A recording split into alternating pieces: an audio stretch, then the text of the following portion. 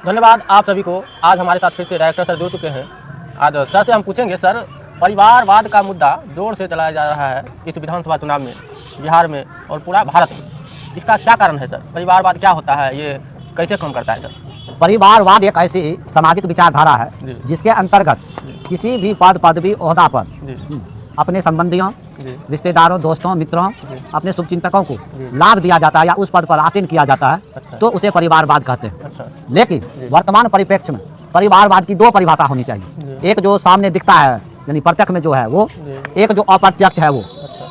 तो प्रत्यक्ष परिवारवाद में आता है कि जैसे आप अपने किसी संबंधियों को, रिश्तेदारों को, कुटुंब को, दोस्तों को, मित्रों को या अपने शुभचिंतकों को कोई पद देते हैं या कोई पदवी देते हैं, कोई ओहदा देते हैं, या मान लीजिए उसको आप अपने दो भाई को, बहन को, माँ को, पिताजी को, सास को, ससुर को, पत्नी को, साली को, या दोस्तों को, मित्रों को, अपने साथियों को MP से, MLA से या MLC से या प्रधानमंत्री के पद पर या मुख्यमंत्री के पद पर या राज्यपाल के पद पर या किसी न्याय प्रणाली के बड़े पद पर या किसी सेवा के बड़े पद पर आप उसे विराजमान करते हैं, तो वह परिवारवाद की श्रेणी में आता है। लेकिन इतना ही परिवारवाद की व्याख्या नहीं है। अच्छा। परिवारवाद की व्याख्या बहुत व्यापक है, सोच से परे है।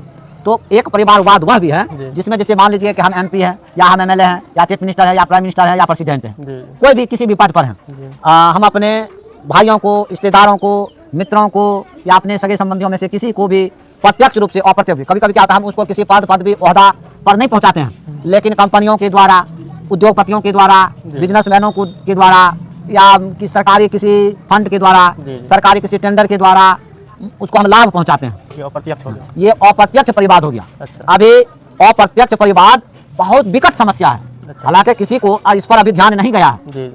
अगर परिवारवाद में जो प्रत्यक्ष से दिखता है उससे अरबों खरबों गुना हानिकारक है। भारत को खोखला बना रहा है अप्रत्यक्ष परिवारवाद। अप्रत्यक्ष परिवारवाद को पकड़ना चाहिए। अगर अप्रत्यक्ष परिवारवाद को नहीं पकड़ा जाएगा तो वह दिन दूर नहीं कि भारत में कुछ बचेगा नहीं। जो भारत में सुखी संपन्न है, उद्योगपति है, बिजनेसमैन है या कोई बड़े बड़े पद पर है, कोई बड़े बड़े अधिकारी हैं, वह और पूंजीपति हो, धनाढ़ हो जाएगा, यानी कुबेर हो जाएगा। फिर उसके सामने सामान्य आम जनता, किसान, गरीब लोग, श्रमिक लोग, जो भी निम्न वर्गीय है, मध्यम वर्गीय है, निम्न वर्गीय और मध्यम वर्ग, अच्छा। उसी आटा के चक्की में पिसा जाएंगे जैसे गेहूं पिसा जाता है और आटा बन जाता है। अच्छा। समझिए? तो ये अप्रत्यक्ष जो परिवारवाद है। जैसे हम MP हैं, हम अपने बेटा को किसी टेंडर दिला दें, हमने बेटा को किसी कंपनी में शेयर दिला दें, अब हम बड़े पद पर हैं, कंपनी को हमसे लाभ है, उद्योगपति को हमसे लाभ है, वो हमारे विरुद्ध कोई काम नहीं करेगा, किसी चीज में हमारी शेयर करवा देगा, हमारी सहभागिता करवा देगा। तो ये अप्रत्यक्ष परिवारवाद है। ऐसे वर्तमान में भारत में अगर नेताओं का सर्वे किया जाएगा, यदि अधिकारियों पर सर्वे किया जाएगा, चाहे वो किसी विभाग का हो, न्याय विभाग का हो कि आपको सिविल सेवा, सिविल सर्विस विभाग का हो, कि PMO का हो, कि MP का हो, कि MLA का हो, कि किसी भी प्रकार का कोई भी पद कोई भी ऐसा है, उसमें आप देखिए, आप मूल्यांकन कीजिए, अनुपात निकालिए, तो जो अधिकारी हैं, अधिकारी के सगे संबंधी, कुटुंब, यार मित्र उससे लाभान्वित हो रहा है।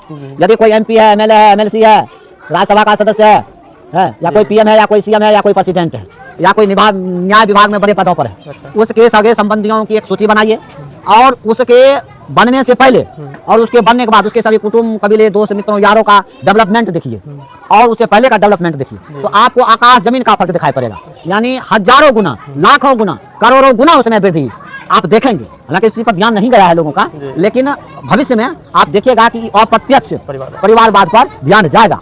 प्रत्यक्ष परिवारवाद और अप्रत्यक्ष परिवारवाद, ये दोनों परिवारवाद जो है ये भारत को सर्वशक्ति संप्रभुत्व संपन्न बनने की राह में रोड़ा ही नहीं बल्कि बहुत बड़ा कील है जो चुभता रहेगा, भारत को चुभता रहेगा। समझ गए ना? तो इसलिए ये परिवारवाद का जो परिभाषा है बहुत बहुत व्यापक है। इसके अंदर जितना ही आप जाएंगे उतना ही उलझते चले जाएंगे। अच्छा सर, सबसे ज़्यादा तो पार्टी पॉलिटिक्स में ही परिवारवाद है। दूसरा नंबर में देखा जाए तो सिविल सर्विस में ही परिवारवाद है। पिछले कुछ सालों से सुनने में आ रहा था कि मौजूदा जो सरकार है अभी केंद्र में BJP का, सबसे ज़्यादा उसी में परिवारवाद दिखाया जा रहा है। जैसे गृह मंत्री अमित शाह का बेटा ICC का अध्यक्ष बन गया, कुछ नहीं आता है, नॉलेज नहीं है क्रिकेट का। उसके साथ साथ फिर बिहार में ले लेते हैं तो चिराग पासवान के पूरे परिवार से MLA MP बन गया है। जीतन राम परिवार से MLA MP बना हुआ है, केंद्र में उसका भी मंत्री है। तो खास करके विपक्ष में ही नहीं तो जो पक्ष में भी है, जो वहाँ पर बैठा भी है सीट में, वो भी परिवारवाद करता है। तो ऐसे में कैसे देश का भविष्य बनेगा? देखिए सर, हम भी नेता हैं और BJP में हैं, इसलिए हम किसी एक पार्टी और किसी एक नेता का नाम लेकर के उसके बारे में कुछ नहीं कह सकते। अच्छा। हम आपको बताएं कि परिवारवाद क्या है और परिवारवाद जो प्रत्यक्ष परिवारवाद है अप्रत्यक्ष परिवार, हमने ना पक्ष के बाद पक्ष की रखा ना विपक्ष की रखा।